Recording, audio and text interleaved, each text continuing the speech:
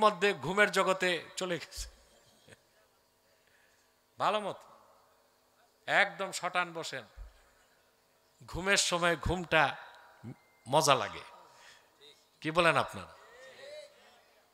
একজন খেতে বসলে আরেকজনের খেতে মন চায়, তো একজন ঘুমাইলে আরেকজনের। এজন স্টেজে যারা বসবে এদের ঘুমানো যাবে না, একেবারেই শটান বসতে হবে। প্রিয় বন্ধুগণ, আল্লাহওয়ালা বুজুর্গ তারা কি বিয়ে করেন না? কাফের মুশরিক করে না? পার্থক্য তো এখানেই। নারীর প্রতি আকর্ষণ সবার থাকবে, যে আল্লাহকে ভয় পায় তার থাকবে বৈধ পথে, আল্লাহকে যে ভয় পায় না তার থাকবে অবৈধ পথে। ঠিক? আল্লাহ বলে দিয়েছেন মুসলমানদেরকে বিয়ে করো, এটা বৈধভাবে নারীর প্রতি ভালোবাসা। এটা যদি নেক নিয়তে হয়, বিয়ে করাও ইবাদত, স্ত্রীর সাথে সহবাসও হবে ইবাদত। সুবহান।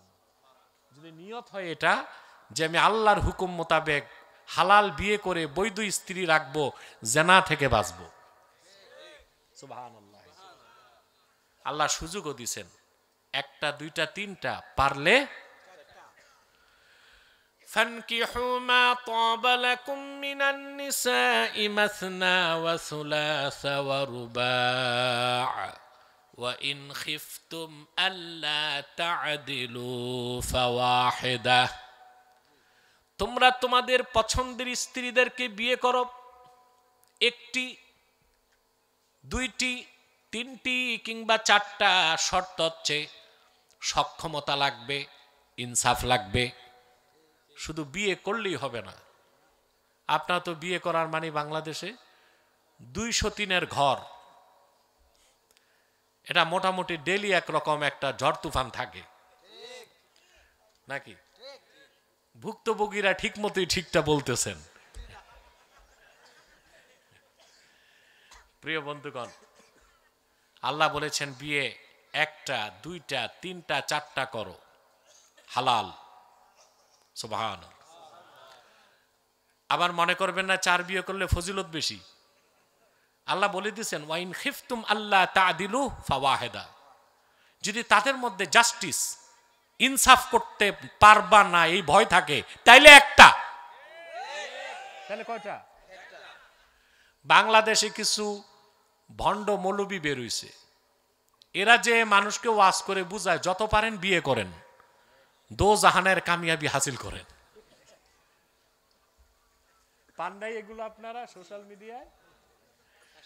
আরেক মৌলবি সাহেব তো পাকিস্তান থেকে আসছে কয়েক মাস আগে,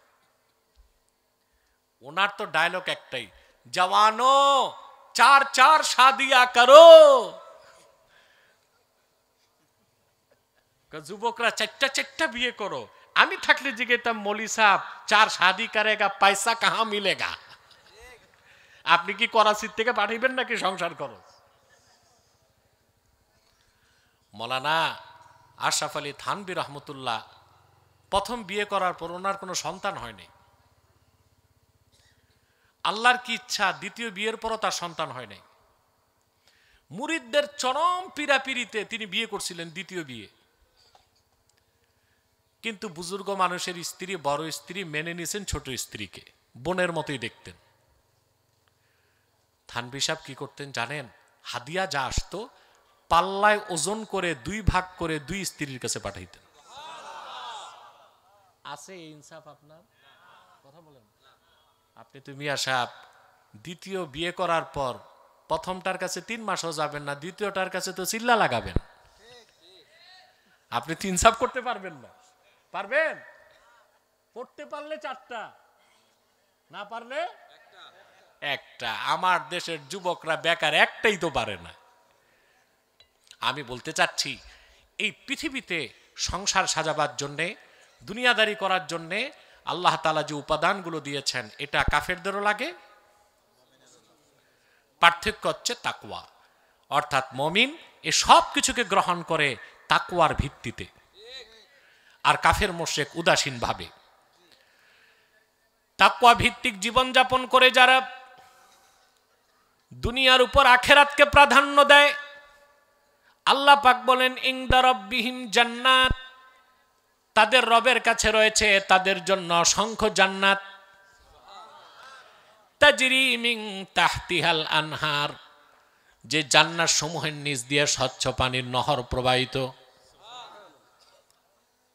ওয়া আজওয়াজুম মুতাহহারাতুন ওয়া রিদওয়ানুম মিনাল্লাহ, তাদের জন্য রয়েছে বেহেশতে একাধিক স্ত্রী, তাদের জন্য রয়েছে অসংখ্য সুন্দরী পবিত্র স্ত্রী। সুবহানাল্লাহ বলে। আজওয়াজুম মুতাহহারা, পবিত্র স্ত্রী, পবিত্র স্ত্রীগণ, এর মানে কি জানেন? বেহেশতে যে স্ত্রী পাবেন আপনি, এই পৃথিবীর কোন জিন বা মানুষ তাকে স্পর্শ করে নাই, সর্বদা পবিত্র তারা। আর সৌন্দর্য তা তো অশ্রুতপূর্ব। পৃথিবীতে আপনি বিয়ে করবেন, কত সুন্দরী, মিস ওয়ার্ল্ড, বিশ্ব সুন্দরী। কথাই আছে মেয়েদের কুড়িতে বুড়ি। যত সুন্দর হোক, বয়স বাড়বে, তার চামড়া কুচকে যাবে, দেহ সৌষ্ঠব ম্লান হয়ে যাবে, সৌন্দর্যে ভাটা পড়বে। কিন্তু জান্নাতে আল্লাহ রব্বুল আলামিন যে স্ত্রীদেরকে দিবেন, আপন বান্দাদেরকে যে স্ত্রীদেরকে দিবেন, আজওয়াজুম মুতাহহারা, পবিত্র স্ত্রী যারা হবে আমাদের, তাদের সৌন্দর্যের বর্ণনা শেষ করা যাবে না। হাদিস সাক্ষ্য দেয়, কোন মুমিন বেহেশতে তার স্ত্রীর দিকে তাকাবে, সৌন্দর্য উপভোগ করে দৃষ্টি ঘোরাবে, দ্বিতীয়বার তাকাবে, সৌন্দর্য আবার বেড়ে যাবে, আবার চোখ ফিরাবে, আবার তাকাবে, আবার আকর্ষণ বেড়ে যাবে। অনন্তকাল সে আকর্ষণ এবং সৌন্দর্যে কোনো ভাটা লাগবে না। ওয়া রিদওয়ানুম মিনাল্লাহ, আর যারা আল্লাহকে ভয় করে চলে পৃথিবীতে, এ মানুষগুলোর জন্য রয়েছে বেহেশতে রিদওয়ানুম মিনাল্লাহ, আল্লাহর পক্ষ থেকে সন্তুষ্টি। এই কথাটা বুঝেন নাই, বুঝলে খুব জোরে সুবহানাল্লাহ বলতেন। বেহেশতীদের বেহেশতে সবচেয়ে বড় নেয়ামত হবে আল্লাহর সন্তুষ্টি। আল্লাহ সহিহ আল বুখারীতে এসেছে, এই আয়াতের ব্যাখ্যা পাওয়া যায় সহিহ বুখারীতে। বেহেশতীরা যখন বেহেশতে চলে যাবে, আল্লাহ রাব্বুল আলামিন জান্নাতি বান্দাদের সামনে উপস্থিত হবেন। আল্লাহ বলবেন, আমার প্রিয় বান্দারা, তোমরা আমার উপর রাজি আছো নাকি, সন্তুষ্ট আছো নাকি? বেহেশতীরা বলবে, আল্লাহ সন্তুষ্ট না হয়ে উপায় নাই, যা চেয়েছি তাও পেয়েছি, যা চাই নাই তাও তো পেয়েছি। তোমার সৃষ্টি জগতে কোনো সৃষ্টিকে এত সম্মান দাও নাই, তোমার হাবিব মুহাম্মদ সাল্লাল্লাহু আলাইহি ওয়াসাল্লামের উম্মত হিসেবে আমাদের যে সম্মান দিয়েছো।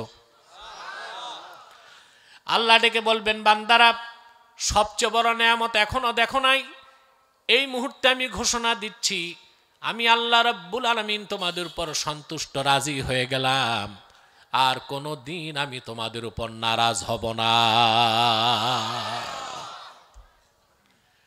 আমরা এই বেহেশত চাই, নেয়ামতগুলো চাই, আল্লাহর রাজি খুশি চাই, তো কি করতে হবে? সামনে আল্লাহ বলতেছেন, الذين يقولون ربنا إننا آمنا فاغفر لنا ذنوبنا وقنا عذاب النار। এই মুত্তাকি মানুষগুলো পরিপূর্ণ ঈমানদার। থাক বাবা, যেমনে আছে অমনে থাক, তোমরাও চুপ থাকো, ওরা যেমনি খুশি অমনে থাকো। যারা বলে, হে আমাদের রব, আমরা ঈমান এনেছি, ফাগফির লানা যুনুবানা, আমাদের গুনাহগুলো মাফ করে দাও, ওয়াকিনা আযাবান নার, আমাদেরকে জাহান্নাম থেকে বাঁচাও। এই কথাগুলো কারা বলবে? গুনাহগাররা না ঈমানদাররা? এখানেই তো বুঝার বিষয়। আমরা মনে করি গুনাহ করলেই তওবা করতে হয়, গুনাহ করলেই ক্ষমা চাইতে হয়। না, কাফের মুশরিকের ক্ষমা, মুমিনদের ক্ষমা এক নয়, মুমিনদের ক্ষমা, আবরারদের ক্ষমা এক নয়, আবরারদের ক্ষমা, মুকাররাবুনদের ক্ষমা এক নয়। মুকাররামুনদের ক্ষমা, পূর্বের নবীদের ক্ষমা এক নয়। আর পূর্বের নবীদের ক্ষমা আর ১৫০০ বছর আগে আল্লাহর হাবিবের ক্ষমা চাওয়া আল্লাহর কাছে এক বিষয় নয়। এটা বুঝতে হবে। যার ঈমান যত বাড়বে, আল্লাহর মারেফত যত বেশি অর্জন হবে, সে তত বেশি আল্লাহর কাছে ক্ষমা চাইবে। বুঝলেন?